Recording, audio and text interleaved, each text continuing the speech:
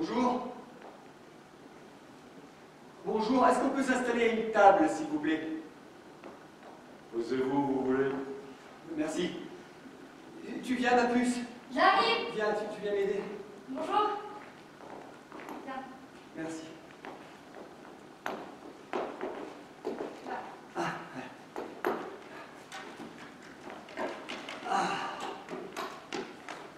Voilà, allez, bien.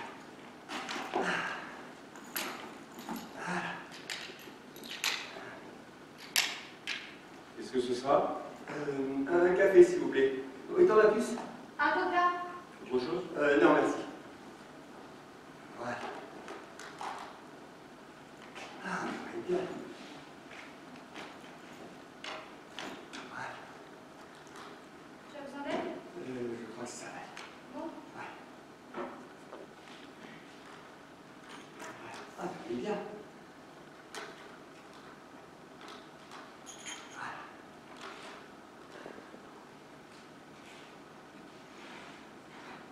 Là.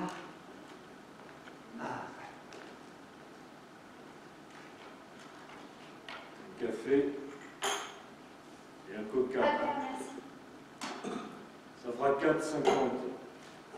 vous voulez que je vous règle maintenant? Vous craignez que j'échappe en courant, c'est ça? Non, non, je ne crains rien du tout, non. Personne. Mais mes additions ne sont pas encore rédigées en braille. Je ne pense pas que vous soyez capable de lire celle-ci. Il est pas sympathique. Voilà. Bon. Allez.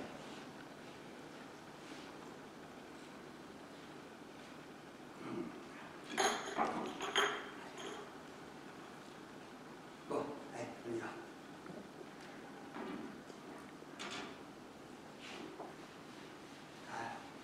L'addition. À côté du café. L'addition. À côté du café. Vous êtes sourd en plus. L'addition, bordel. Oh.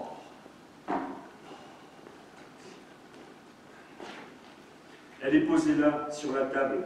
1,50 pour le café, 3 pour le coca. Et le fait d'être aveugle ne vous donne pas le droit d'être impoli. Non, non, pardon. Non, c'est un malentendu, je ne parlais pas de votre addition, mais de la mienne. A priori, c'est la même. Ah, non, non, non, pas du tout. Dans l'addition, c'est le titre de mon roman. Je suis écrivain, j'essaie de dicter mon texte, mais l'informatique est parfois capricieuse, surtout la dictée vocale. Alors, il faut détacher toutes les syllabes. C'est comme ça. Écrivain. Ouais. Eh ben, vous n'avez pas choisi le truc le plus facile. Vous auriez dû faire chanteur. Chanteur? Ah oui, comme l'autre, là. Gilbert Montagnier. En votre état, vous voyez ce que je veux dire? Ouais, je vois. Pas vraiment, non. C'est vrai que c'est un peu fastidieux, mais j'ai l'habitude. Oh, et puis j'ai tout mon temps. Oh, en fait, j'ai pas le choix parce que j'ai pas de piano et je chante faux. Vous n'avez qu'à dicter à la petite. Ah non, pitié. J'ai essayé, mais elle en a vite marre. Non, la dictée vocale, c'est très bien. C'est très bien. Vous écrivez quoi? Des romans. Oui, enfin, des romans policiers quand même. Un peu plus policier. Vous lisez? Non. Enfin, si, un peu. Le journal, les titres, quoi. Ça résume bien la situation. Mais voilà, ça me fatigue vite. Toujours les mêmes conneries. C'est pas faux. C'est comme ces jeunes, le nez dans leur téléphone toute la journée, qui ne lisent plus. Pas du tout.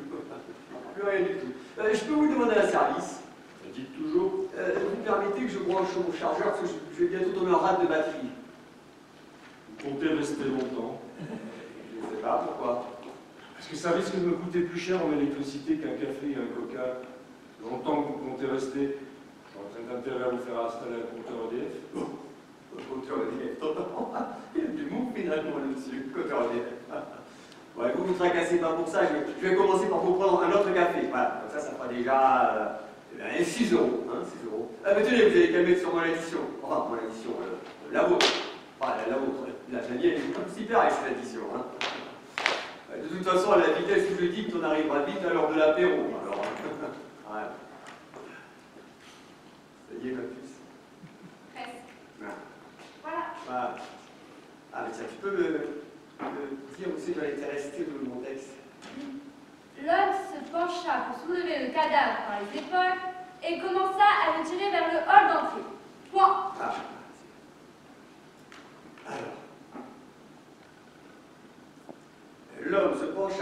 soulevait le cadavre par les épaules et commença à le tirer vers le hall d'entrée. Point. La vibration de son téléphone portable l'interrompit en plein effort. Point. Après cette brusque décharge d'adrénaline, virgule, il reprit ses esprits et se félicita d'avoir activé le mode silencieux avant d'entrer dans l'appartement. Point. Les murs de cet immeuble. Aide-moi un peu, ma chérie, vas-y, participe, qu'est-ce qu'on pourrait dire? Les murs de cet immeuble. Pourri? Oh, pourri. Écoute bien. Les murs de cet immeuble décrépit et sans âge devaient certainement laisser filtrer le moindre murmure aux oreilles du voisinage. Point. Pour plus de discrétion, virgule, il décida de l'éteindre complètement. Point. Eh ben voilà, c'est bien. Je suis mal placé depuis qu'ils ont construit cette putain de rocade. Les voitures ne passent plus dans le village. Ouais. Plus vite, toujours plus vite. L'après-midi, il me reste quelques chômeurs, fauchés comme les blés. Les vieux pauvres du soir, ils meurent tous les uns après les autres. Si je comprends bien, il va falloir que je fasse grimper votre chiffre d'affaires à moi tout seul. Écoutez, je vous prends une petite bière dans pas longtemps. Voilà. Ne vous inquiétez pas pour mon chiffre d'affaires. Et puis heureusement que mes rares clients ne me fonctionnent pas tous mon électricité. Ah. Bon, écoutez, je vais modifier mon dernier paragraphe, ça change tout, votre histoire de téléphone. Il va falloir que je trouve autre chose, bon, là, ça va pas être simple.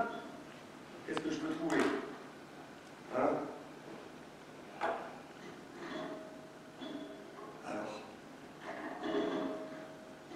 Alors, qu'est-ce que je peux trouver? Ah, c'est facile.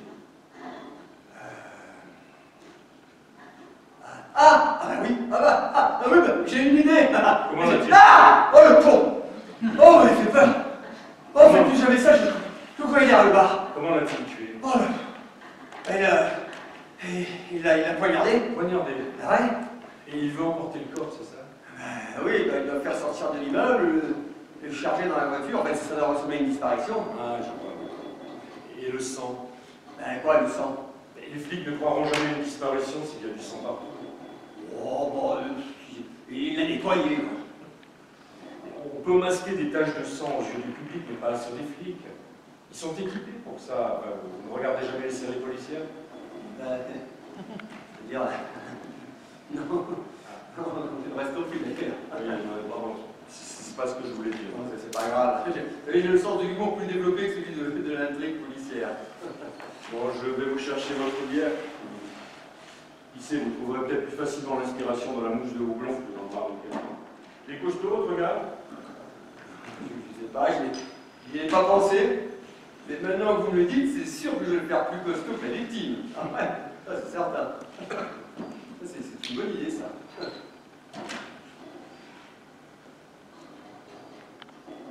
Mais pas de verre, merci. J'espère qu'il vous l'a dit également. Il a fermé il y a 2 ans à cause de la rocade. Alors, pas besoin d'hôtel, on ne reste que la journée, on nous ramène chez vous ce soir. C'est où chez vous? Ah, à Marseille. À Marseille. Marseille. Non, mais enfin, c'est beaucoup trop bruyant pour écrire. Non, moi j'ai besoin de calme. Alors ici, c'est parfait. Sinon, c'est une ville que j'adore au quotidien. Enfin, je vous raconte tout ça, mais vous connaissez. Pourquoi est-ce que je connaîtrais? Non, Marseille, c'est qu'à 30 minutes d'ici, vous devez y aller de temps en temps, non? Non. Ah. Bon. J'ai du boulot. Non. Continue. Celle-ci est pour moi. La tournée du patron. Merci, David. Mais avant, je vais aller aux toilettes. Merci beaucoup. Vous avez la bière et le café, vous voyez ce que je veux dire, hein? Dans l'arrière-salle, à droite après le flipper. Ah. Tu veux que je t'accompagne? Oh, non, bien sûr que non, ma chérie. Voilà. Je peux me débrouiller très bien tout seul. Allez, allez.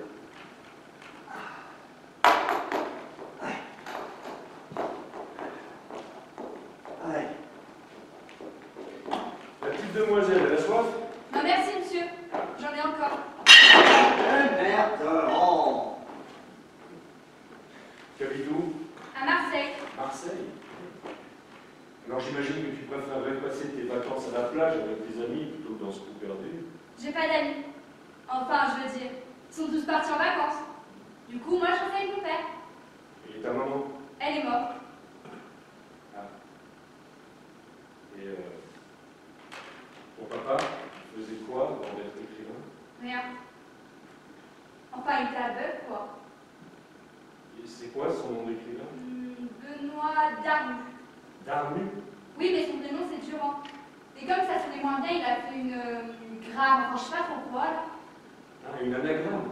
Oui, voilà, une anagramme. Mais tous ses potes s'appellent Ben. Ah.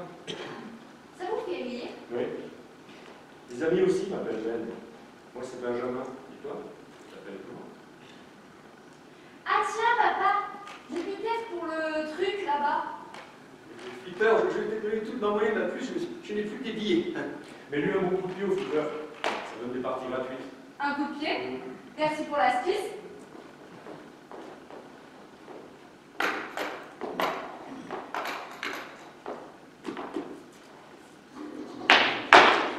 Ça doit pas être rentable, votre truc, hein.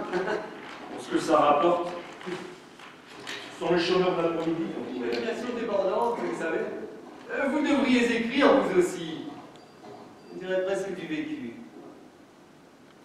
Non, je plaisante, bien entendu.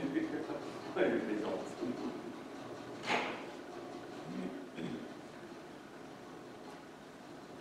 Je vais chercher la petite.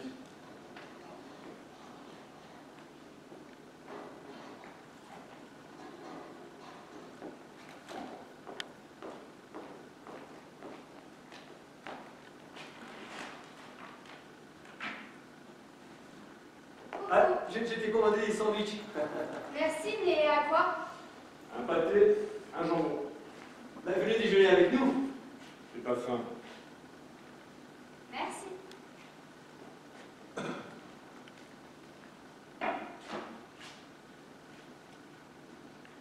Il est délicieux. Merci, petite. Vous avez des enfants? Non. Je lui ai déjà posé la question, ma puce. Vous n'êtes pas mariés? Marie.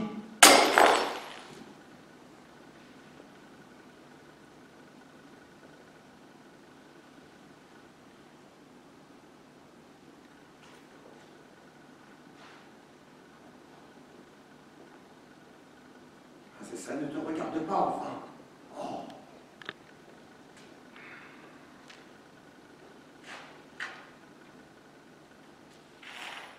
Elles sont mortes.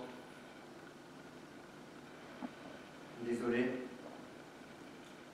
C'était il y a longtemps. Elle s'appelait comment, votre fille? Comme toi. Marie.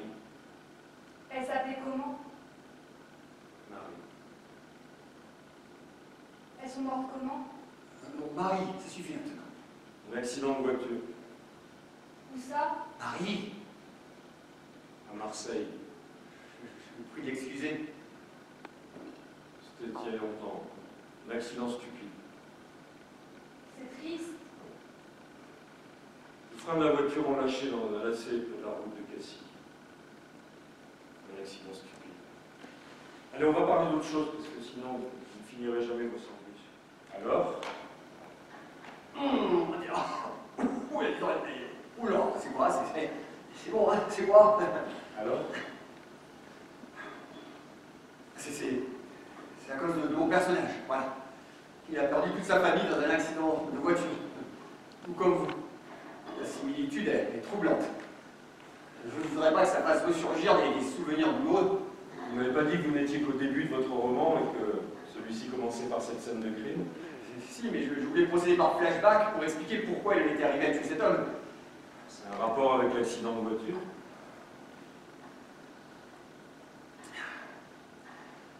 Ce n'était pas un accident, voilà. C'était un assassinat. L'homme a saboté les freins de la voiture. Comme vous voyez, très loin de votre histoire personnelle.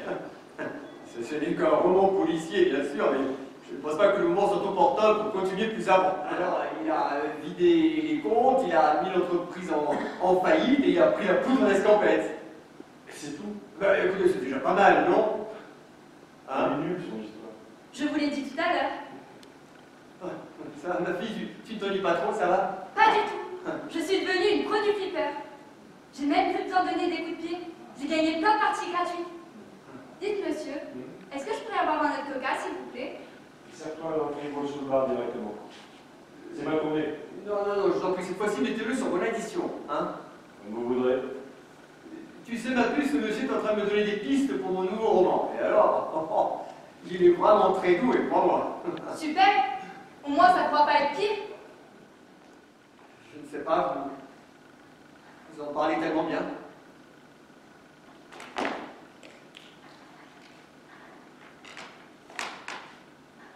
Regardez par vous-même.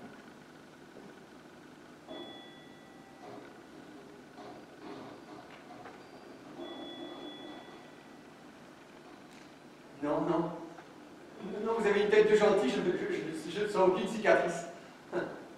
Alors on va en dessiner sur celle de vos personnages. Ok? D'accord. Allez, oubliez vos deux associés, leurs petites boîtes minables, là. Faites-en des truands, des vrais. D'accord. Faites-leur faire un truc bien lourd. Un casque, par exemple. Un casse. Oui, on va tout de même pas donner dans la drogue ou les putes. Bon, si, pourquoi pas les putes Non. La dope et les nanas, c'est pour les petites frappes. Les nôtres, ce sont des grands, ce sont des seigneurs. D'accord. Le casse, c'est le mec plus ultra. C'est un petit peu comme le chef-d'œuvre du compagnon. Vous comprenez? On n'empoisonne pas, on ne viole pas, on prend, c'est tout. Et moi, ça me va bien, c'est plus... Gentil, Non, quand même pas disons, c'est plus moral. Moral. comme vous voulez. Bon, donc il faut un casse, d'accord. Je suppose qu'ils réussissent. Évidemment, sinon, comment voulez-vous qu'il y embrouille pour le pognon ensuite? Oui, évidemment. Voilà. Et donc ils se disputent au moment du partage. Pas du tout, je vous ai dit que c'était des seigneurs. Il y a un code d'honneur chez ces gens-là. Une parole, c'est une parole. D'accord, mais alors l'embrouille. Ils vont pas partager tout de suite. Il faudrait un événement qui rende le partage impossible. Tenez, il pourrait y en avoir un qui se fasse prendre pendant le casse, par exemple. Oui. L'associé de mon personnage. Oh oui, c'est mon personnage qui se fait attraper. Alors ça, c'est très habile. Donc ça, c'est bien ça. Et ensuite, ensuite.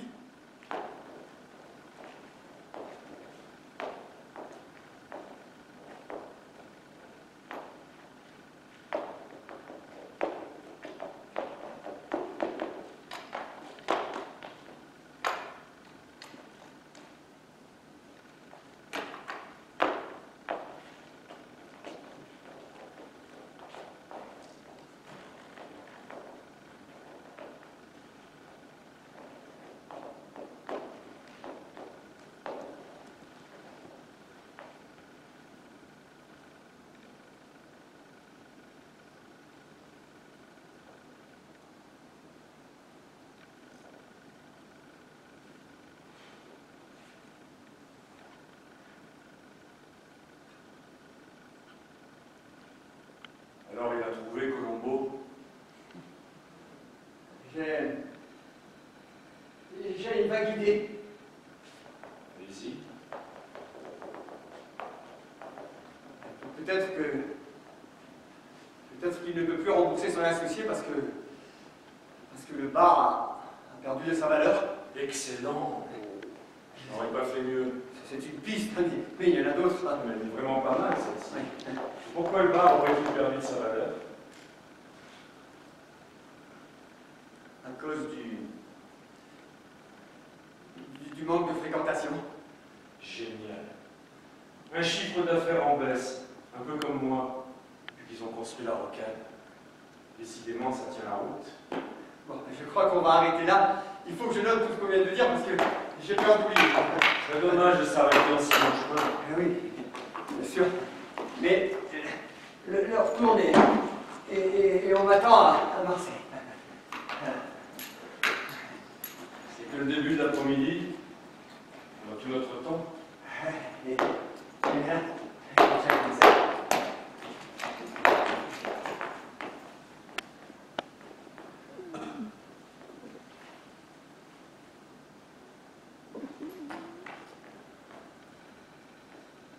vient me chercher? Un ami. À quelle heure?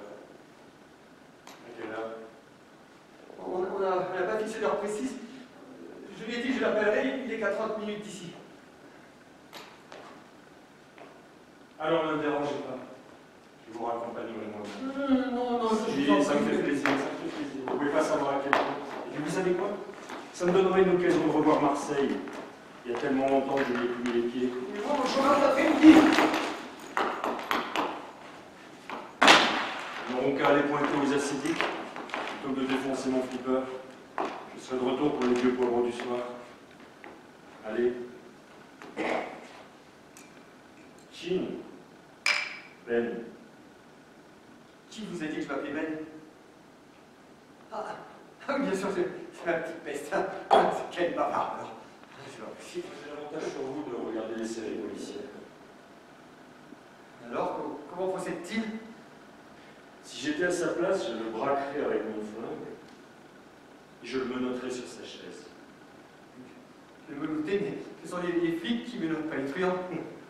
Leurs méthodes sont souvent les mêmes. Enfin, pourquoi ne pas l'attacher?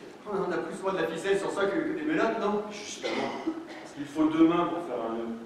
En revanche, quand on obtient un flingue de l'une, on peut facilement passer les menottes de l'autre.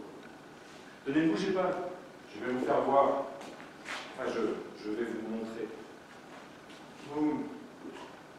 Vous allez me montrer quoi? Hein? Qu'est-ce que vous allez me montrer? C'est quoi? Hein? Qu'est-ce que c'est?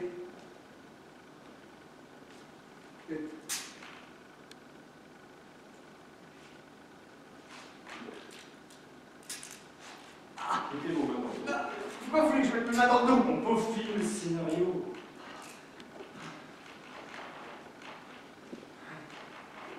Effectivement, c'est efficace. Mais vous aviez des menottes? Ouais. Vous étiez flic avant de tenir votre barre? Non. Alors, pourquoi vous aviez des menottes? Vous ne répondez pas? Vous m'entendez? Vous êtes toujours là? Oui, Ben. Juste à côté de toi. Vous me faites peur. C'est très flippant comme situation, surtout quand on est aveugle. Détachez-moi maintenant, je ne trouve pas ça drôle. Et toi, Ben? Tu es flic? Pardon? Tu es flic? Mais pas du tout, enfin. Allez, on arrête de jouer, on a passé carte. Réponds! Tu es une saloperie de flic, c'est ça? Parce que je vous dis que je suis pas flic. T'es quoi alors? T'es un privé? C'est ça? T'es un privé? Qui t'a embauché? Personne, enfin. Sa femme, son frère? De qui parlez-vous? Mais de mon associé, pardi! De qui veux-tu que je parle? Je ne comprends rien. Vous me dites quel associé, bordel?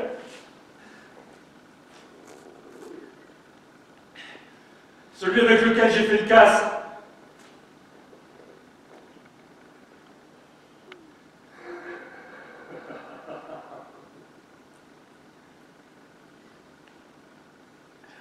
La terrible idée du roman, mon vieux.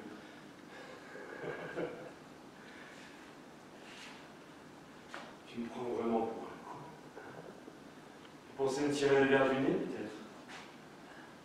Non. La ficelle est un peu trop grosse. Il y a trop de similitudes, trop de ressemblances. Jusque pour les surnoms.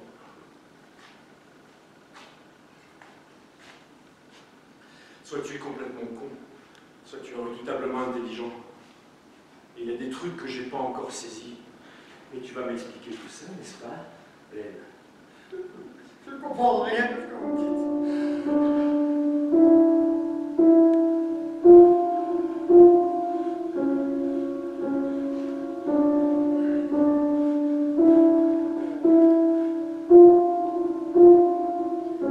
Ce fumier m'avait lancé un ultimatum. Il voulait son pognon sous 8 jours, sinon il me faisait la peau. la construction de la rocade. Moi, j'avais investi la totalité du magot dedans, pour nous deux, pour l'avenir, en attendant qu'il sorte de tôle. J'étais incapable de le rembourser.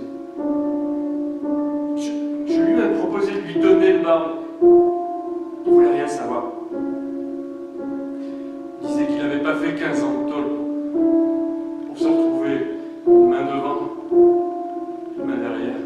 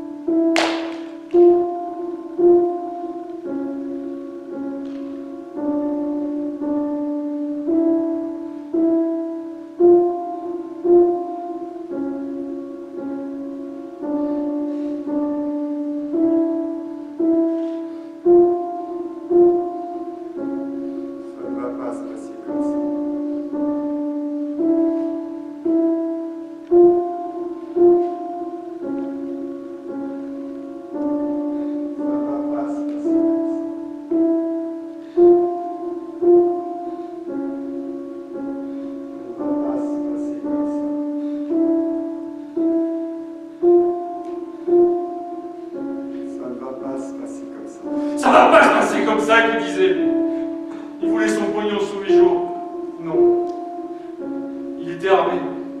Et moi pas. Je pouvais pas le calmer.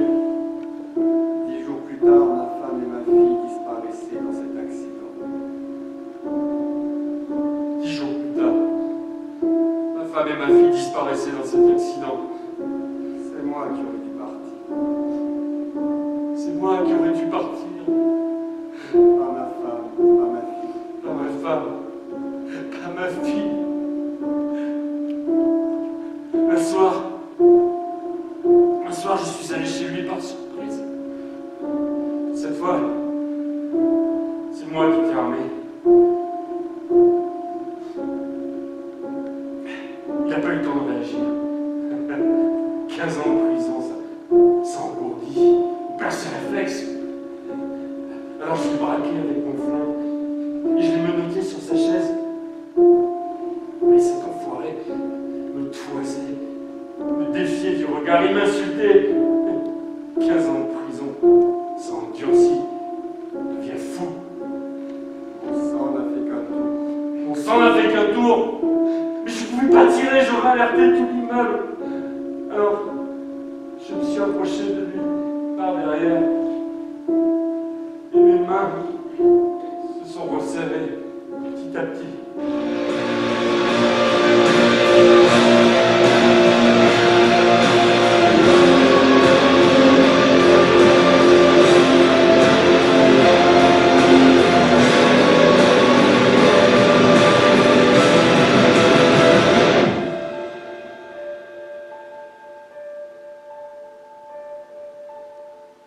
On fait comment pour l'addition? C'est pour moi.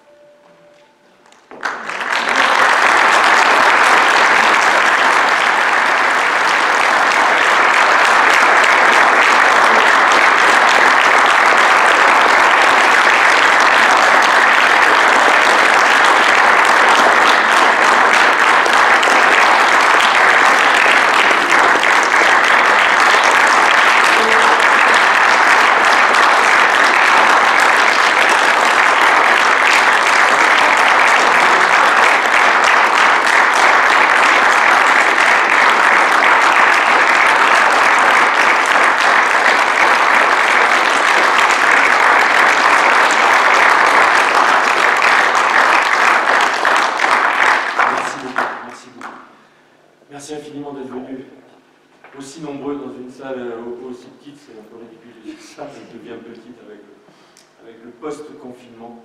Je voulais juste vous dire que des fois, il y a des miracles dans la vie, parce que c'était absolument pas gagné encore que des festivals puissent se tenir. Il y a eu beaucoup de dates qui ont été annulées, beaucoup de festivals qui n'ont pas pu avoir lieu. Et puis des fois, voilà, il y a des petits miracles dans la vie qui font que on nous appelle et puis on nous dit le festival est maintenu. Donc ça, c'est grâce à des institutions comme la mairie de Courchevel qu'on remercie énormément. Et puis surtout, c'est grâce à la volonté d'hommes et de femmes qui ont la niaque, qui ont une espèce d'esprit de résistance, et qui se disent non, on va réussir, on va le faire. Ils sont armés de courage, ils sont formidables. Donc je voudrais tous les remercier, je ne pourrais pas tous les citer, mais bien entendu, il y a Marie-Claire, il y a Emeric, il y a également Armand à la technique. Je vais lui faire une petite dédicace spéciale parce que j'ai rarement rencontré un régisseur aussi doué, aussi gentil, qui ne compte pas ses heures, et tu as un amour, Armand, voilà, c'est ça. Donc,